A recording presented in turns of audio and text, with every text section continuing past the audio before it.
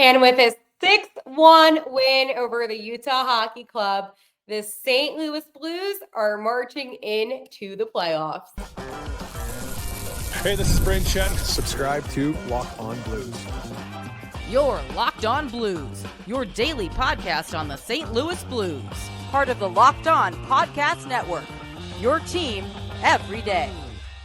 Hello, and welcome back to Locked On Blues. I am your host of Locked On Blues, Haley Taylor-Simon, talking to you all things about our playoff-bound St. Louis Blues. The Blues had a 6-1 win over the Utah Hockey Club last night, and it was fantastic in every way possible. We're going to talk about that. We will be playing the Jets in the first round. And finally, what a season this has been. It has truly been a whirlwind of a season. So we have a lot to dive into on today's episode, a very exciting episode, an episode that I could not wait to film. I am sleep deprived, but I had to come on here and talk to you about our Blues. But before we do anything, I want to let you know that today's episode is brought to you by FanDuel. Right now, new FanDuel customers can get $250 in bonus bets if your first $5 bet wins. Wow. The St. Louis Blues officially lock up Wild Card 2. And I just want to say this, despite the fact that Calgary did beat Vegas, I believe it was in a shootout, Brandon Saad was able to score Vegas's first goal of the night, which was really ironic because I said, oh, well, in Saad we trust. Well, he did his job, so thank you, Sauter. But anyways, let's talk about the game that was the coolest atmosphere to watch, and that was the Blues' 6-1 victory over Utah. Now, I just want to say this. I believed going into this game that the Blues would be able to win. I did. I felt good about it. I know in the episode I was a little bit nervous, but up until puck drop, I want to say 30 minutes prior to puck drop, I felt confident. I felt good because I trusted this team. And I saw the atmosphere at Enterprise, and I knew that this crowd was not going to allow those players to lose any energy, and they didn't. Right away, the Blues were taking shots on goal, and I have to say that was something that made me feel even more so confident was the aggressiveness with the offensive play. But what really got me, and it was a really cool play, actually, and I highly recommend that you go back and watch it, Snuggie had a breakaway. And he takes a shot on goal. Obviously, it didn't go in. It rebounded off of the pads. And then Braden Schenn was able to rebound it in. And it was such a great play for Snuggie. Like, honestly, I was hoping that would have been his first goal of his career. We'll get into that. But it was a really good play, and it really got the momentum going. And Braden Schenn being able to be in that position to capitalize off the puck rebounding off and just being able to, get it right in showed to his experience. So the Blues are up 1-0. A couple minutes later, who other than my boy Bushi? Oh, what a shot for Bushi. Woo, that was a beaut. So he was able to make it 2-0. Then on the power play, Snuggie gets his first NHL goal. He has been fantastic, by the way, on the power play. And he's been such a great asset to this team since he's been called up. I mean, since he's signed, not even called up, since he's signed after college. And I have to say, the call, they did review it because there was a little bit of collision with the goalie, right? But either way, I knew that it wasn't going to be overturned because the call on the ice was a goal, and that's evidently what it was. And then we move on to the final goal. Yes, the final goal of the first period. That is right. You heard that correctly. And that is a Zachary Bolduc power play goal. I mean, Bolduc. You got me on that one. Zach Bolduc has a power play goal. 19th goal of the season for him, which is insane. And again, the power play unit was fantastic, but Robert Thomas did get an assist on that. He also assisted on Bushi's goal, but the assist on Bolduc's goal was the last assist that Robert Thomas would have this season. So the Blues go up 4-0, and Robert Thomas ends his season. I know the Blues go on to play, obviously, playoff hockey, but regular season with 60 assists. Yeah, 60 assists. In the second period, listen, the Blues, I still felt like played a good game. They had some opportunity, but evidently the only goal that was scored was from hometown kid himself, who was the captain of the Utah Hockey Club. Clayton Keller scores a power play goal. He gets his 30th goal of the season, gets it behind Binnington, and it makes it a 4-1 game. Luckily, though, in the final frame, it's all about Ruzi, baby. Jordan Kyrou was able to score the Blues' third power play goal of the contest. Yes, you heard that right. Third power play goal of the contest for the Blues, fourth of the game. And then finally, with a couple minutes remaining, Kyrou's able to score again, and he's able to get his 36th goal of the season, making it a 6-1 contest.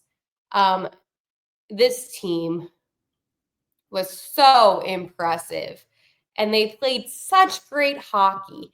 And for what it's worth, and this is something that I feel like I want to kind of touch on, this was the most exciting game as a fan to watch last night. It felt like playoff atmosphere in Enterprise. And I think the one thing about this team is that you could tell that they were playing for something. As soon as the puck dropped in the first frame, they were aggressive. And that is something that I want to see from the Blues come playoff time now against Winnipeg. But this was the most electric game. And I know people might say, oh, well, Utah's not that good. Okay, well, Utah prior to the game last night still won 2 out of 3 of the games that they played so far this season against the Blues. And when Utah was obviously the Arizona Coyotes, that was a team that the Blues did struggle against. So while, outsiders might say, oh, it's only Utah. Well, no. This team notoriously has struggled against that franchise, Utah both, and obviously Arizona. So again, that's why I'm kind of like, ooh, I don't like saying that about this team, because this was one of those teams. It's Utah and the Sharks, for whatever reason, that the Blues struggle against. Also, another thing, I wanted to check the official statement from what I got through my media site with the Blues. Coach Jim Montgomery, did say that Robert Thomas will be fine. That the reason why Thomas didn't return to the game, they were just trying to be cautious, and that's all it was. So he will be fine, and he is expected, obviously, to be playing against the Jets in that first round series. Another player that I know people might be a little bit nervous about is Dylan Holloway. Obviously, he's week to week. And there hasn't been really any update on Holloway. I suspect, and this is just my own personal opinion, that it might be a concussion. However, until a statement is made, we don't know. That's just what I'm suspecting. But again, when we have information on that, I will recite that to you. I wanted to put that in because while last night's game was super exciting and exhilarating and thrilling and all the cool things that it was, I know that, with Robert Thomas, that's a player that the Blues really cannot be without by any means. We saw how they struggled without him earlier this season.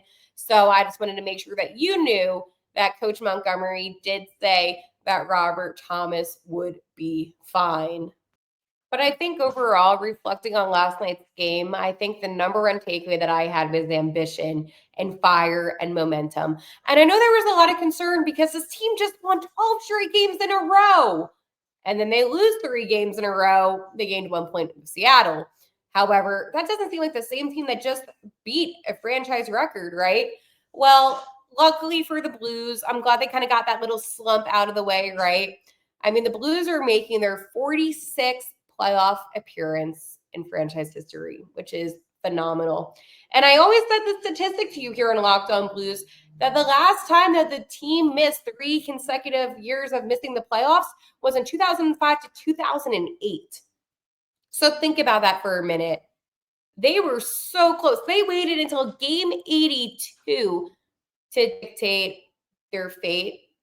And I think that's phenomenal. I really do. I love the drama and theatrics. Now, maybe next season it won't be up until game 82. I hope not, because I was nervous.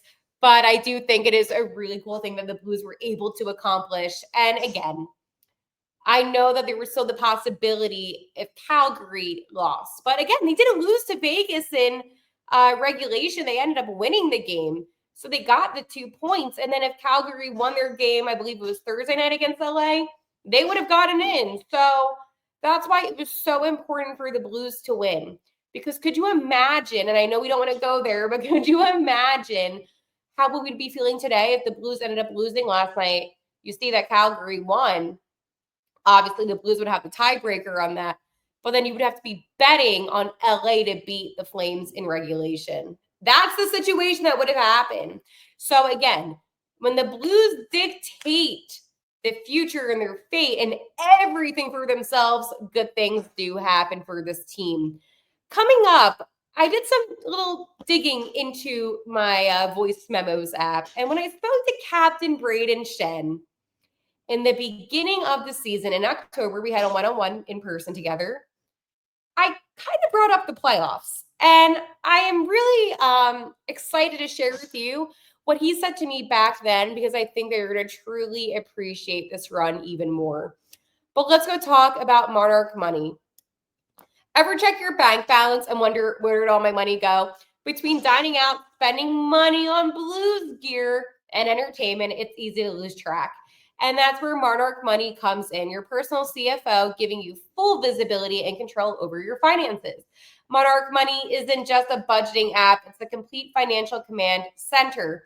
You can track your accounts, investments, and spending in one place, so you just stop managing your money and start building wealth. When I started using Monarch, I realized just how much I was spending on food delivery. Now I budget smarter and I save more. Take control of your finances with Monarch Money and use code LOCKEDONNHL at monarchmoney.com for 50% off your first year. That's monarchmoney.com, code LOCKEDONNHL for half off your first year. So this is really cool. And because the audio isn't so great, I'm just going to recite to you what Braden Schenn said to me. But in case you just want proof, this is where it's coming from, my phone. But I spoke to Braden Schenn, as I mentioned, in the beginning of the season.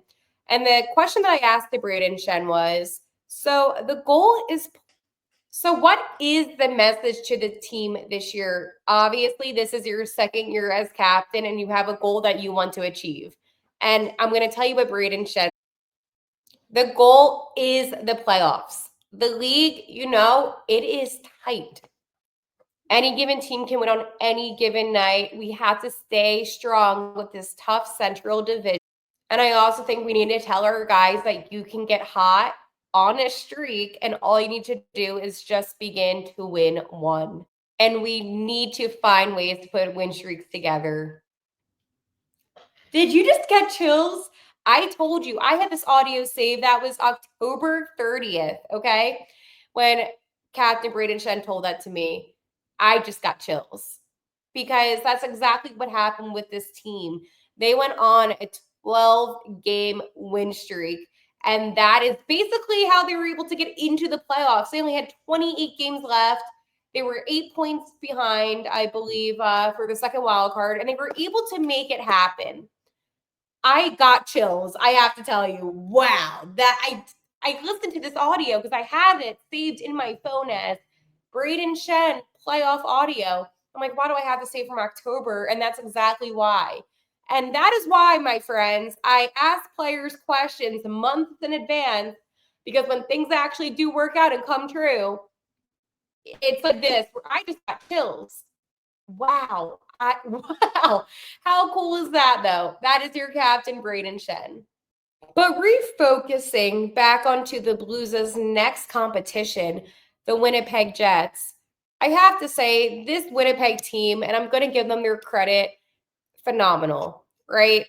Obviously, they won the President's Trophy, and they played such great hockey. And I know the Blues fell to the Jets not too long ago, and I understand that people might be a little bit concerned over maybe how the two teams will match up. But I did say initially, if it was Vegas or Winnipeg, I would have rather played Winnipeg, just because I feel like Winnipeg is more beatable than Vegas. Vegas, to me, scares me, and I do not want to play the Golden Knights in any situation by any means.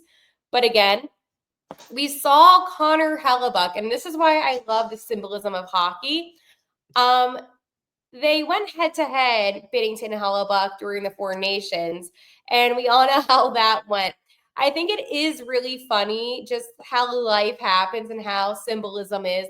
I mean, you think back to, the last time that the Blues and the Jets played each other in the playoffs, and that was in the 2019 playoffs when the Blues went on to play the Jets in the first round, okay? And they went on to win the Stanley Cup. So it was just so symbolic for me, right? And I think that this is something where I am exceptionally excited about. Right now, Hellebuck is the favorite to win the Hart Memorial Trophy as the league's most valuable player. He holds a 2-1-0 record against the Blues this year, and I have to tell you, great goalie. However, again, I still think that he is beatable. Now, again, Kyle Connor. I always say that Kyle Connor is a problem. And if there was one player on the Winnipeg Jets, that to me is going to be the guy that I'm going to be looking out for. Obviously, I'm going to break down this series in more details. Right now, I'm just going to give you an overview of maybe some of my thoughts towards this initial series, but that would be my number one concern maker right now. But I do feel like Jordan Binnington, by the way, got the team to the Stanley Cup in 2019, his rookie season, okay? And then he also won the Four Nations face-off of Team Canada. So Jordan Binnington has showed you in high leverage situations, he is good, and not even just good, he is excellent. So maybe that is why I feel a little bit better right now about this whole situation. But I do think that right now the Blues are in a situation where they need to just continue to play hard and aggressive hockey. The one thing that I like to say, though, is that playoff hockey is a different breed. We can talk about the regular season, right? That's 82 games. Playoff hockey is different. Playoff hockey, every single game, despite the series, it's do or die for these players. It really is. And I think that's one thing why maybe I'm a little bit more optimistic is because of how playoff hockey is. And you have 5 players on the Blues that are Stanley Cup champions from being with the Blues. I believe it's 7 overall who've won the Cup. But going back to that, that is why playoff hockey means something. And these guys, they know what it is like.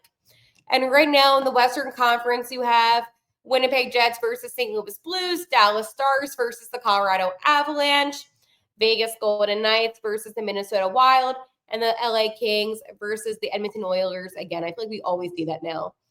In the East, you have the Washington Capitals versus either the Montreal Canadiens or the Columbus Blue Jackets. Yes, there is no real result of that one because Columbus keeps on winning. Then you have the Carolina Hurricanes versus the New Jersey Devils, the Toronto Maple Leafs versus the Ottawa Senators, and the Tampa Bay Lightning versus the Florida Panthers. And just to let you know, I know we all miss Craig Berube. His Toronto Maple Leafs actually did win the Atlantic as of last night. So a little update on that whole situation. But yeah, it is happening. St. Louis Blues versus the Winnipeg Jets. And honestly, again, I am very proud of the Blues right now. The Winnipeg Jets have 116 points. Obviously, they play Anaheim tonight. So they have the possibility, the potential to get 118 points. But here's the thing. This season, the Jets went 3-1-0 against the Blues. Okay. Yeah, I know. I know. It was a 3-1 loss that snapped the Blues' 12-game win streak. It was an ugly, ugly game for St. Louis. But after that game, Braden Schenn said, they're the top of the league, right? They're there for a reason. They play hard defense, no time and space, and a good goalie. This is the 3rd straight season, by the way, that Winnipeg will be in the playoffs. And they were looking to end the streak of consecutive first-round exits. So the last time the Jets won a series was in 2001 against the Edmonton Oilers in the first round before they got swept by the Montreal Canadiens in the second round. This is the first time the Blues are back in the playoffs since 2022. The team did reach the second round, but it was the lone series win for the Blues since they won the Cup in 2019. So yeah, There is a lot to unpack there. But I wanted to reflect on the season and players that I feel like really grew and kind of just breaking down the St. Louis Blues after 82 games. But before I do that, I want to tell you about my friends over at FanDuel. The NBA playoffs are almost here, and FanDuel is giving new customers an incredible way to get in on the action. Right now, when you join FanDuel and place your first $5 bet, you'll get $250 in bonus bets if your bet wins. I love how FanDuel is making betting so easy, whether it's picking my favorite team or diving into player props. From three-pointers to steals to assists, FanDuel has so many ways to bet on your favorite player props. Plus, after the game tips off, you can even combine live prop bets into same-game parlays for a chance to win big. Don't miss out. Head to FanDuel.com and claim your $250 in bonus bets today. Whew. What a season for our boys. Wow. The St. Louis Blues wildcard 2 getting ready to take on the Winnipeg Jets. There's no set schedule, by the way, for the playoffs. All we know right now is that they do begin on the 20th, so a couple of days away. But again, once we find out that information, I will let you know whether it's here or on Twitter at Locked On Blues. I have been doing the live tweeting. And I do want to say that my nails that I got to be after Louis, the mascot, have been good luck. I have the 3 stars for the 3 stars of the game. Like, these are my good luck nails, and the Blues have been doing really well since that. So I also wanted to point that out. But I want to talk to you about statistics. This is something that I love to do. Obviously, it has been one heck of a season, and this team has just really proved to me how they're winners, right? This is a winning team. So let's go talk with the goals. Who has scored the most goals this season? Top 3, it is Jordan Kyrou with 36 goals in 82 games. Dylan Holloway, 26 goals in 77 games. And then finally, Jake Neighbors with 22 goals in 82 games. Again, the fact that Holloway played about 5 less games than Jordan Kyrou, but still got 26 goals is impressive. And, oh, what a great season for Jordan Kyrou. Let's talk about assists. So leading assists with 60 assists, it is Robert Thomas with 70 games played. Finally, Pavel Buchnevich, 37 assists with 76 games played. And then Dylan Holloway with 37 assists and 77 games played. Let's talk points. This is a fun one. You have Robert Thomas leading the team in points with 81 points, 70 games played, 21 goals, 60 assists. Then you have Jordan Kyrou with 82 games played, 36 goals, 34 assists, and 70 points. Finally, you have Dylan Holloway, 77 games played, 26 goals, 37 assists, 63 points. Should we do penalty minutes? Or is that a little too negative? Let's do penalty minutes. For penalty minutes, leading with the most, no surprise on this one, it is the Aussie, Nathan Walker, with 63 penalty minutes, followed by the captain, Braden Schenn, with 61 penalty minutes, and then Jakey Neighbors with 56 minutes. It's crazy for a guy that's never really had any fights before. He was really getting into it this season with power play goals. Another fun one, Jordan Kyrou with 7, Zach Bolduc with 7, and then Dylan Holloway with 7. And shorthanded goals, the Blues only had a few, so I'm just going to name them all. You had Ryan Suter with a shorty, Colton Parayko with a shorty, Mojo with a shorty, and Robert Thomas with a shorty. So again, I know we're going to talk more detail about this team, but I wanted to put that out there. Also, I think it's really important for me to say this, that the Blues had to go through a lot this season. They got a new head coach, firing Drew Bannister, bringing in Coach Jim Montgomery, literally right after he got fired from the Bruins, which was such a great decision. I love seeing the Bruins crumble and fall. It's great. This team also had a loss of Robert Thomas, not like a loss, but he wasn't playing. A loss of Robert Thomas at the beginning of the season for a bit. They also started the season off without Torrey Krug. I mean, this team went through so much.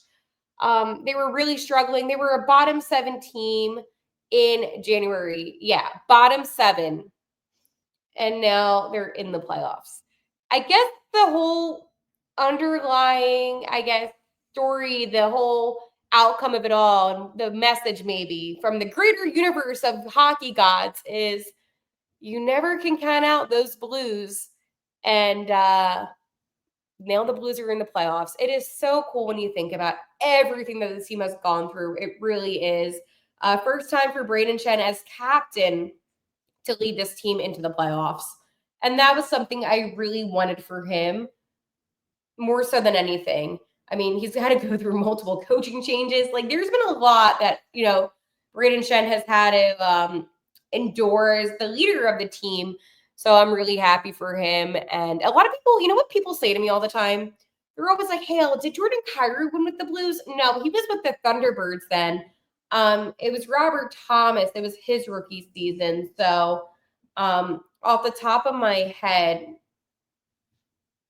Parayko, Thomas, Binner, was it Letty? Oh. Hold on. I have to look at the roster and see years again.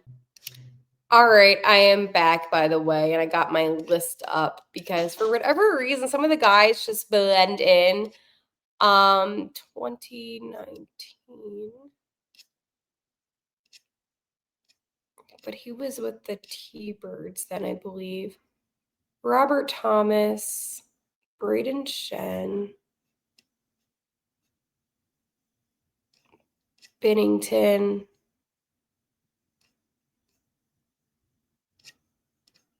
Colton Parayko, Sonny. It was Oscar. That's what it was. Oscar Sundqvist because, and then he came back. Okay. I thought I was going crazy for a second. I was like, no, it was Sonny because Sonny then evidently he came back. But like when you're having a player and it's like for whatever reason, you're kind of like, oh, what happened? That's what it was because Oscar Sundqvist, I have to tell you, is one of the most beloved people here with the Blues.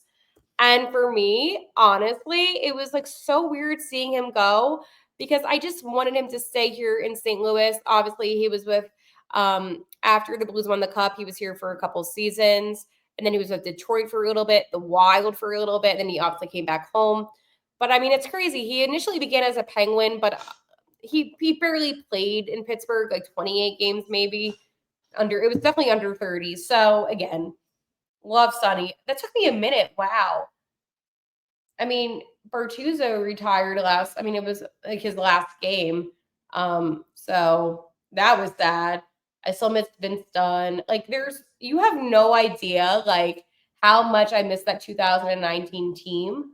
But at the same time, the 2025 team is really exciting. So with that being said, wow, we're in the playoffs. We did it. Woohoo! I feel like I deserve a round of applause at this point. I said it. That was my prediction at the beginning of the season. I said it. I said 90. How many points did I say? 92. I said 92 points and wild card 2. Well, 95 points and wild card 2. I think that's pretty close. So, and I also said the guys from the offer sheets were going to pan out well. So that too. And I also said Robert Thomas was going to have a breakout season. I need to talk more about Robert Thomas, but we'll talk about him tomorrow. We have exciting stuff coming up here on Locked On Blues. And until then, like always, make sure to hit that subscribe button down below for your daily Blues coverage. Again, my name is Haley Taylor Simon, and I love talking about the Blues. This is my team, and I am just so excited for playoff hockey. I am living for this. So with that being said, on that note, let's go Blues.